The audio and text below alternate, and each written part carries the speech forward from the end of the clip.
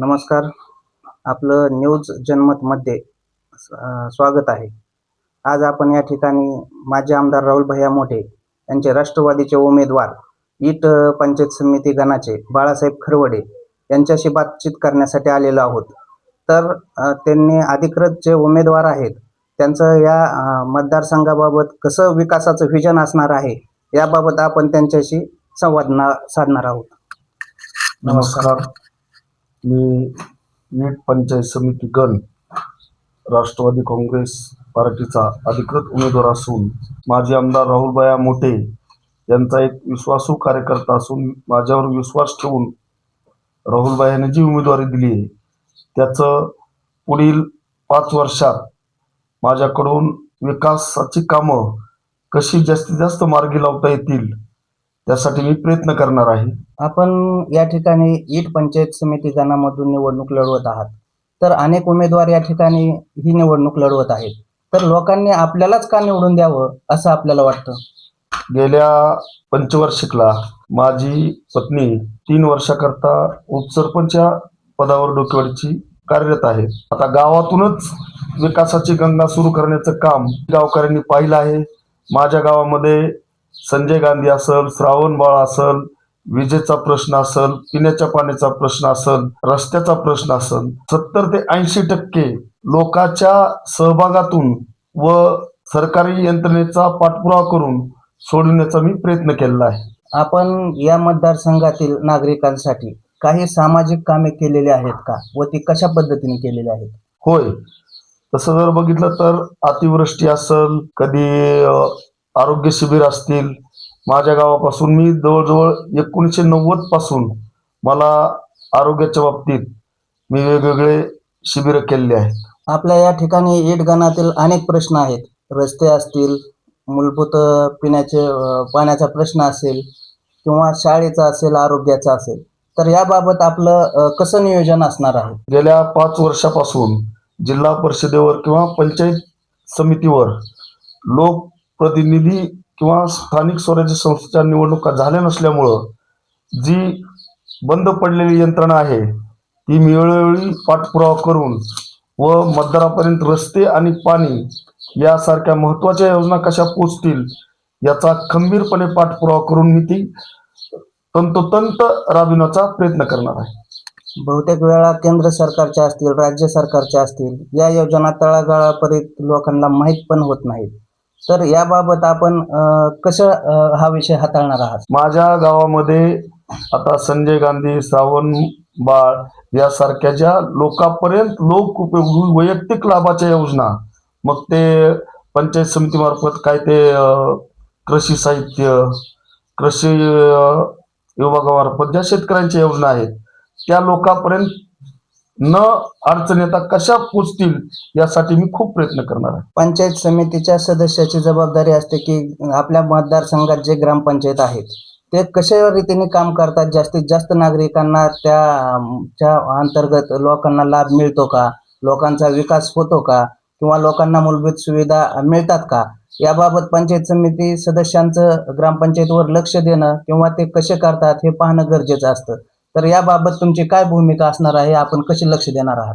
पंचायत समिती सदस्य झाल्यानंतर दर 8 दिवसाला जेवढे माझ्या गणामध्ये ग्रामसेवक किंवा सरपंच लोकप्रतिनिधी आहेत त्यांच्याशी संवाद साधून काय करता येईल व कशा केंद्र शासनाच्या असतील, राज्य शासनाच्या असतील किंवा जिल्हा स्तरावर ज्या योजना आहेत किंवा काही तहसीलच्या आहेत त्या लोकांपर्यंत कशा पोहोचतील त्या मी प्रयत्न करणार आहे. या ठिकाणी आरोग्याच्या बाबतीतला विषय असेल, प्राथमिक आरोग्य केंद्र असतील किंवा उपकेंद्र असतील, या माध्यमातून नागरिकांच्या अनेक अडचणी होत असतात. त्यांना 24 तास या ठिकाणी कशी आरोग्य सेवा मिळेल याबाबत आपली काय भूमिका असणार आहे? प्राथमिक आरोग्य केंद्र असेल किंवा आजूबाजूला जे उपकेंद्र आहेत याच्यासाठी कर्मचारी वर्ग किंवा चांगले डॉक्टर व आपले पेशंट जे बीड जातात यासाठी कसं इथं आपल्याला सुविधा मिळेल यासाठी मी खूप प्रयत्न करणार आहे. गणातील शिक्षणाचाही विद्यार्थ्यांचा मोठा प्रश्न आहे. या ठिकाणी विद्यार्थी शिकत असताना त्यांच्या पटसंख्येच्या तुलनेत शिक्षक मिळत नाहीत. त्यामुळे अनेक विषयांना त्यांना असं सखोल असं ज्ञान मिळत नाही.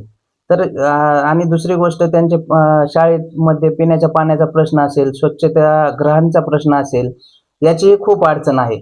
तर याबाबत आपण आपली भूमिका काय असणार आहे? हे पहा, गेली 5 वर्ष झालं तिथं स्थानिक स्वराज्य संस्थेचा कुणी प्रतिनिधी नसल्यामुळं आपल्या घरातील प्रत्येक गावामध्ये पटसंख्येनुसार शिक्षक असावा, तो चांगला पदवीधर असेल किंवा चांगला शिकवणारा असावा. विद्यार्थ्यांची पटसंख्या कमी होऊ नये, शाळांची गुणवत्ता कशी वाढेल, मग ते पिण्याचा पाण्याचा प्रश्न असेल किंवा शौचालय असेल, शाळेला कंपाऊंड वॉल असेल, शाळेला शैक्षणिक साहित्य असेल.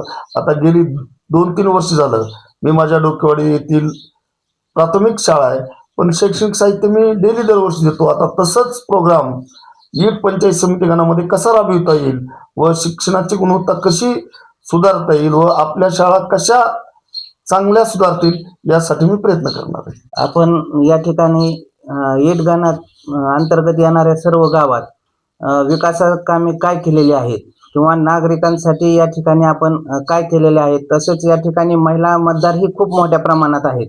तर महिला सक्षमीकरणासाठी व महिलांच्या सुरक्षिततेसाठी आपला काय व्हिजन असणार आहे? आता शासनाच्या खूप काही भरपूर महिला सक्षमीकरणाच्या योजना आहेत. महिलांच्या आरोग्याच्या असतील, महिलांच्या बचत गटाच्या असतील. आता शेतकऱ्याच्या बाबतीत जर बोलायचं झालं तर 2013 साली आपल्याकडे दुष्काळ पडला होता. तर मी भूम, परांडा, वाशिम मतदारसंघातील जवळजवळ 30 ते 35 शेतकरी आत्महत्याग्रस्त होते. त्या आत्महत्याग्रस्त शेतकऱ्यांना प्रत्येक कुटुंबाला मी 15,000 रुपयाची मदत केली होती. ती आम्ही ज्या गणेश मंडळाचा मी प्रतिनिधी आहे त्यांच्या मार्फत मी आपल्या भागात राबविली होती. तसंच आपण या ठिकाणी शेतकऱ्यांसाठी शेत सुधारण्यासाठी मनरेगा असेल किंवा विहिरी असतील, या योजनासाठी आपण कसे प्रयत्न करणार आहात? गावागावामध्ये आपल्याकडं अल्पभूधारक शेतकऱ्यांची संख्या, शासनाची जी मनरेगा असेल किंवा जलसिंचनाची जी विहिरीची योजना असेल, त्या प्रत्येक गावामध्ये कशी पोचता येईल यासाठी मी प्रयत्न करणार. तसंच जर बघितलं तर अतिवृष्टीमध्ये जे शेतकऱ्यांचं नुकसान झालं, याच्या अगोदर विलासराव देशमुख साहेब मुख्यमंत्री असताना मी एक गाढव मोर्चा काढला होता डोकेवाडीचा. तसल्या काळामध्ये मी शेतकऱ्यांना न्याय मिळवून देण्याचं काम केलं. आता मध्ये या वर्षी जी अतिवृष्टी झाली त्याच्यामध्ये झेंडेवाडी, पांढरेवाडी या ठिकाणी सर्व शेतकऱ्यांना दिवाळी किट हे मी ज्या सर्व सामाजिक संस्था किंवा जे लोकांनी पुढाकार घेतला त्याच्यापेक्षा मी एक दिवाळीचं किट, त्यात सर्व वस्तू दिवाळी कशी साजरी होईल यासाठी मी प्रयत्न केला. आणि ईट भागातील बऱ्याचशा खेड्यात प्रत्येकी कुटुंबाला मी 5 किलो साखर, यावर्षी अतिवृष्टी झाल्यामुळं ह्याच्यातून त्याच्या वेळेस निवडणुकीची किंवा काही कुठली अपेक्षा न ठेवता यावर्षी आपल्याकडे अतिवृष्टी झाली त्यामुळं मी फुलाची पाकळी देण्याचा मी प्रयत्न केला. तर आज आपण आपल्यासोबत बाळासाहेब खरवडे हे ईट पंचायत समिती गणाचे उमेदवार आहेत. त्यांनी अतिशय आपल्या सोबत चांगल्या चर्चा केलेली आहे, त्याबद्दल मी त्यांचं या ठिकाणी धन्यवाद व्यक्त करतो.